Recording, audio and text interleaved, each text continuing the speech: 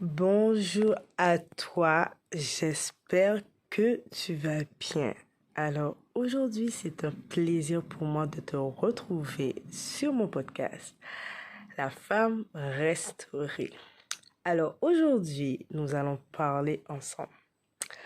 Tu n'es pas trop sale pour venir à Jésus.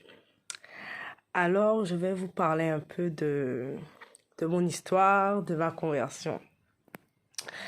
Et faut savoir, quand j'ai entamé ce processus de revenir à Jésus, de ma marche avec Christ, au début, ça a été assez compliqué. Ça a été assez compliqué parce que je me trouvais pas légitime de venir à Christ. J'avais beaucoup de culpabilité. Vous savez, quand vous avez vécu pendant des années dans les ténèbres, loin de Dieu, ne chassant pas la vérité, il y a beaucoup de choses qui se passent dans votre vie. Et quand je suis venue à Christ, il y avait toujours l'ennemi, cet accusateur qui me faisait penser que j'étais jamais assez bien pour venir à Christ. Mais c'est un mensonge de l'ennemi. C'était pas du tout ce que le Seigneur il pensait de moi, parce que d'ailleurs il nous dit dans sa parole qu'il n'est pas venu pour les bien portants, il est venu pour les pécheurs. Et j'avais toujours cette voix de culpabilité qui me ramenait en arrière, parce qu'il faut savoir que dans ma vie, très jeune, je suis tombée sous des personnes malveillantes qui ont abusé de moi, des abus sexuels, des abus en tout genre. Et voilà, donc quand j'ai grandi avec tout ça, donc pour moi dans ma tête, je me disais que je méritais ce qui m'arrivait, que voilà, j'avais pas à être là. Donc je dédouanais toute responsabilité de ces personnes. Et quand je suis venue au Seigneur, je me sentais tellement mal, tellement sale, parce que vous savez, quand une fois vous êtes tombé sur une personne et quand la personne voit que vous êtes en manque d'amour, vous aimez pas, vous n'avez pas d'estime de vous, vous n'avez pas confiance en vous, cela attire les prédateurs, vous êtes vulnérable. Voilà, quand vous êtes vulnérable, ça attire les prédateurs pour vous détruire. Et puis en vivant ces choses, vous vivez cette chose-là une fois. Après, quand vous voyez que systématiquement, quand vous rencontrez des personnes, elles vous font revivre à chaque fois la même chose, des souffrances, elles abusent de vous. Vous finissez par croire que c'est ce que vous méritez, que ça, comment dire, que ça vous détermine. Et puis, vous avez même plus conscience de ce qui est bien, de ce qui est mal. Donc, des fois, c'était comme si c'était devenu limite normal, à force d'avoir vécu ça en étant jeune. À l'âge adulte, quand je tombais sur des hommes qui recommençaient le même processus d'abus, de maltraitance physique, maltraitance verbale, j'avais même pas ce réflexe forcément pour me dire non mais stop, je dois m'arrêter. Il y a quelque chose qui ne va pas. Je savais au fond de moi que c'était pas normal. C'était pas bien ce que ces personnes, elles faisaient. Mais comment vous dire, j'avais tellement baigné dans ça pendant plusieurs années qu'au final, j'ai commencé à être dépendante des hommes, dépendante sexuelle, parce que je cherchais de l'attention, de l'amour. Comme très jeune, nous avons été abandonnés par notre père. Et au final, je me suis dit, ben, je pense que c'est que ce que je mérite, je ne vais pas connaître mieux. Pour moi, je me disais, mais au final, je ne pourrais pas aspirer à quelque chose de mieux. Je vais pas tomber sur quelqu'un qui va m'aimer, m'accepter comme je suis. Donc au final, ben, j'accepte tout et n'importe quoi. Donc, quand je suis venue au Seigneur, il y avait vraiment cette voix de l'ennemi, de l'accusateur tous les jours. Tu n'es pas assez bien. Regarde ta vie, ton enfance, ta famille, comment vous avez été abusés et tout, etc. Tout ce qu'il y a eu dans ta famille. Et je me sentais tellement mal, je me sentais tellement sale parce que j'étais tombée dans tellement de choses, que ce soit la masturbation, que ce soit l'alcool. Je me sentais comme dans une prison, en fait, enfermée, prise au piège. Je ne savais pas comment m'en sortir. Et il y avait tout le temps cette voix de l'ennemi qui me disait non, t'es pas assez bien. Et même quand le Seigneur m'a donné ce nom, pour ma chaîne YouTube et podcast La Femme Restaurée. Et l'ennemi venait, il me dit, ah bon, toi, tu es sûr en fait que tu penses que tu es une femme restaurée, mais regarde, tu as encore des états d'âme, tu te sens encore mal dans tes émotions, tu pleures. Il faut savoir que le processus de restauration, de guérison, ça prend du temps. Ça ne se fait pas du jour au lendemain, en claquement de doigts. Et faut pas être trop dur avec soi-même. Et moi, j'étais vraiment très dure avec moi-même parce que face à tout ça, ça a créé aussi des grosses dépressions. Une grosse dépression qui a duré plus de 18 ans, on va dire, de l'âge de mes, je sais pas, 13, 14 ans jusqu'à l'âge de 30 ans. Donc, ça a duré presque 20 ans. J'avais l'impression que j'étais pris aux pièces dans mon propre corps. Je ne savais pas comment sortir, comment faire. Tous les jours, je criais à Dieu. Je pleurais à Dieu. Je disais, Seigneur, mais délivre-moi. Je me sens pas légitime. Regarde ma vie. Je me sens tellement impure. Je me sens tellement sale et tout. Et le Seigneur, il était tellement amour, tellement compassion. Même si des fois, c'était difficile. J'avais du mal à avancer. J'avais du mal. Je tombais, je me relevais. Je tombais, je me relevais. Mais il était toujours là, amour, compatissant. Il me dit, repens-toi sincèrement. Repens-toi sincèrement. Mais de moi, de ma propre force, je pensais pas y arriver. Je pensais pas y arriver. Le Seigneur me disait, persévère, tiens bon, persévère, tiens bon.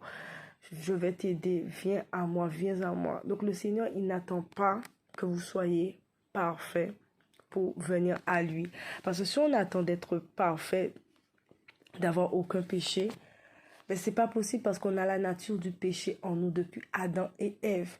Mais c'est quand on va se rapprocher du Seigneur, plus on va se rapprocher de lui, plus il y aura ce processus de sanctification, ce voyage de sanctification, parce que ça va pas être de notre propre force. Des fois, on veut faire les choses de notre propre force, on veut se battre, on veut essayer, mais nous, on ne peut pas. On est limité, mais c'est le Seigneur qui va nous donner cette force à travers lui pour résister, pour devenir de plus en plus pur. On verra qu'il y a certains péchés qui nous dominaient. Mais on verra que plus on va se rapprocher du Seigneur, plus on va le chercher, plus on va lire sa parole, plus on va écouter des enseignements, plus on va essayer à le connaître, essayer d'avoir une intimité avec lui. Mais vous verra que vous allez voir certains péchés qui vous dominent, comme l'alcool, comme la masturbation, comme le fait que vous n'arrivez pas à vous passer d'un homme et d'une femme. Vous allez voir que vous allez trouver le dégoût et vous n'allez même pas constater, mais je ne fais plus ça. J'ai plus envie d'aller voir tel homme pour coucher avec lui. J'ai plus envie de boire de l'alcool. J'ai plus envie de me retrouver dans la drogue. J'ai plus envie d'avoir cette attirance pour les femmes et tout, etc. Et c'est pas de votre propre force parce que de vous-même, en fait, vous ne pouvez pas être capable d'abandonner toutes ces choses. Mais c'est que le Seigneur qui va pouvoir vraiment vous donner la force de pouvoir abandonner tout ça. Parce que moi, c'était vraiment une lutte perpétuelle entre ma chair et mon esprit. Ma chair qui combattait et l'esprit de Dieu qui était là, qui me disait non, résiste, tiens bon, ne tombe pas encore dans ce péché, résiste sur la chair, résiste ça. Mais c'était un combat, c'était des oppressions, des attaques, je me sentais oppressée, c'était des attaques tous les nuits, des projections de pensées impures, des bombardements des personnes qui avaient abusé de moi, des rêves érotiques, mais vraiment des personnes dans mon sommeil qui abusaient de moi. Mais c'était terrible, je me sentais persécutée jour et nuit, jour et nuit.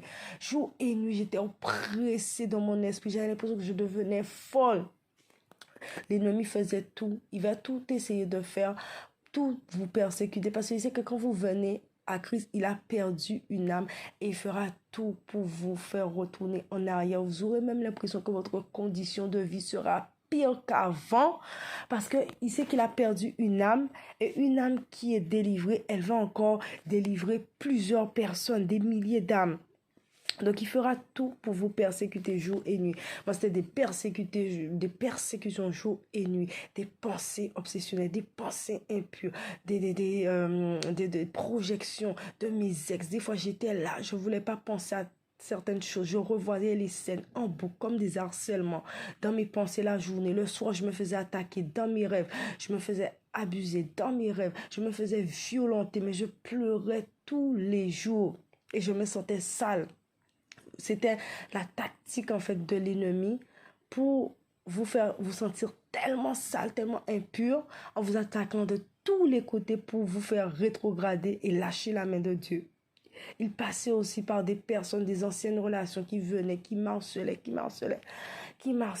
mais j'ai dit non.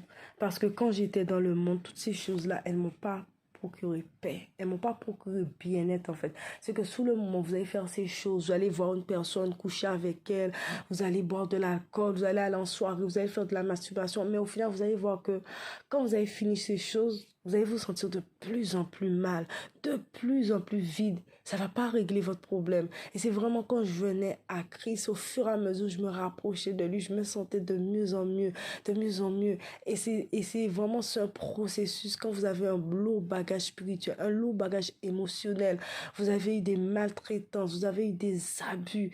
Le Seigneur, il travaille avec vous petit à petit.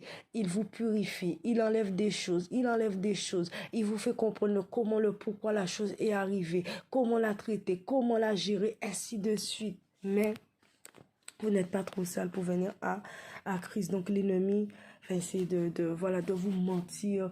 Et plus vous allez vous abreuver de la parole, de ce que Dieu dit que vous êtes. Quand il dit, vous êtes saint, comme je suis saint. Quand il dit, vous êtes une nouvelle créature, vous êtes une belle créature, qu'il vous aime. Quand il dit dans Ésaïe, je t'aime, tu es honoré, je donnerai des hommes pour toi. Plus vous allez vous abreuver de la parole, vous allez persévérer, vous allez chercher la face de Dieu, vous allez voir au fur et à mesure, il va vous transformer. Les choses qui étaient difficiles pour vous, vous allez voir au fur et à mesure, ça va lâcher. Mais moi, au début, pour moi, je pensais jamais que j'allais pouvoir rester même une semaine sans avoir un homme. J'étais tellement dépendante, j'avais tellement besoin d'amour que moi je me disais mais c'était chose impossible de rester une semaine, 2 jours sans avoir quelqu'un avec moi pour me sentir aimée. Des fois, on pense qu'on a tellement besoin de sexe. On pense que on aime le sexe. Mais non, des fois, c'est de l'amour. On est tellement besoin d'amour, on manque d'amour qu'on va accepter tout et n'importe quoi pour se sentir aimé.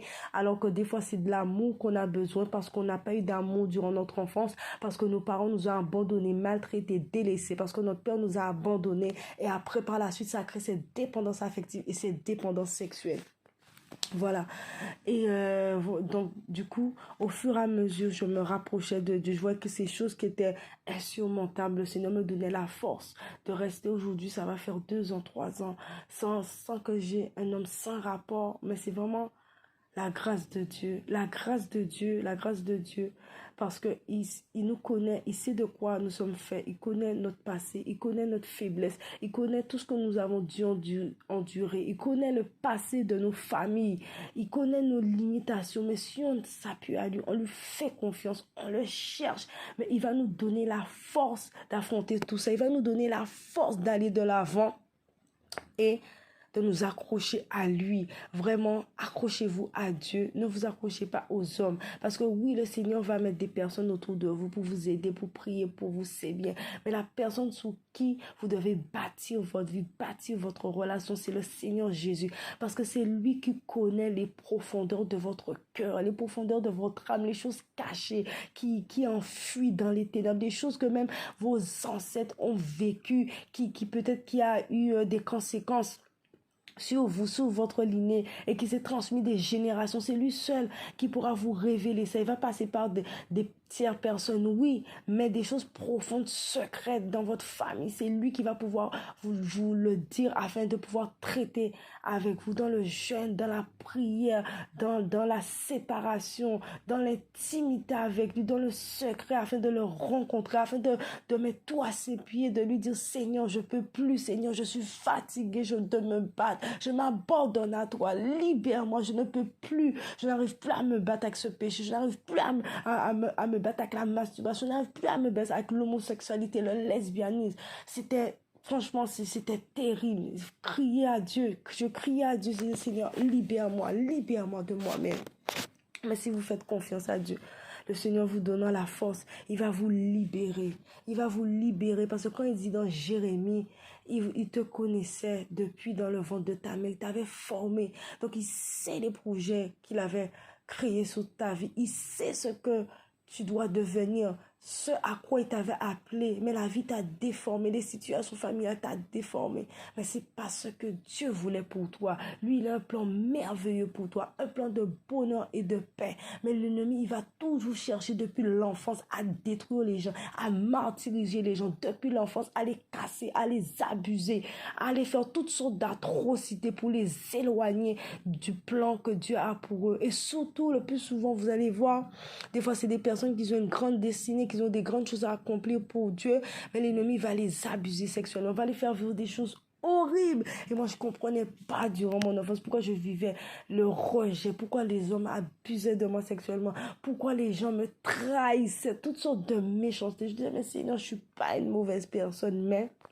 c'était tout cela pour avorter votre destinée, le plan qu'il a pour vous, parce que ça ne dépend pas que de vous, ça dépend de votre famille, ça dépend d'une génération qui va sortir de vous, des générations futures et même pour la génération qui est déjà là. Donc non, tu n'es pas trop sale pour venir à Jésus.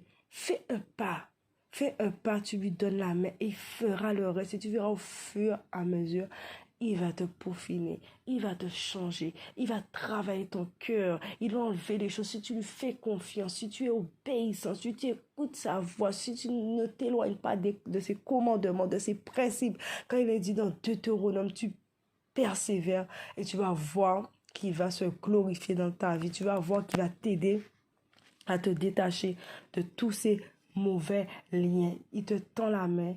Viens à lui comme tu es, imparfait que tu es. Il t'aime comme tu es. Et voilà. Donc, c'était mon message du jour. C'est un plaisir pour moi d'avoir partagé ce message avec vous. Donc, vous n'êtes pas trop sale pour venir à Dieu. Je sais qu'il y a beaucoup de jeunes, beaucoup de femmes, soit qui sont dans la masturbation, soit qui sont dans l'alcool, soit ils ont été abusés, ils ont vécu de l'inceste dans leur famille, dans leur enfance, se disent non, ma vie est chaotique, j'ai vécu ça, j'ai été abusé, j'ai vécu de l'inceste, je peux pas avoir une vie normale, mais c'est un mensonge du diable, c'est un mensonge de l'ennemi. Parce que vous savez quoi?